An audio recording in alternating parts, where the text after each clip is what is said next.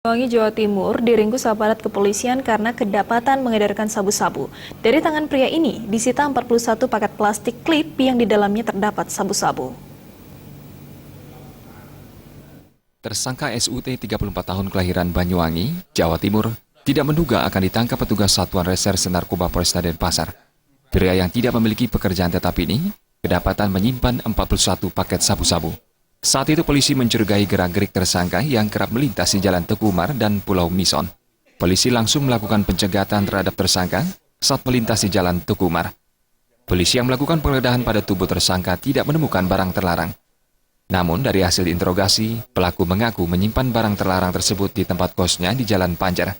Selanjutnya polisi melakukan penggeledahan tempat kos tersangka dan menemukan 41 paket sabu-sabu dengan berat keseluruhan 34,29 gram.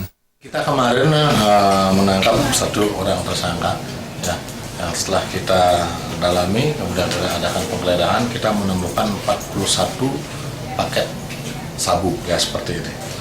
Kemudian setelah kita dalami, ternyata tersangka juga diberikan oleh temannya, ya, sabu-sabu ini, dan kita sudah kembangkan dan kita sudah berhasil melakukan penangkapan. Tersangka mengaku mendapatkan sabu-sabu dari seorang berinisial IGS untuk diedarkan dengan sistem tempel.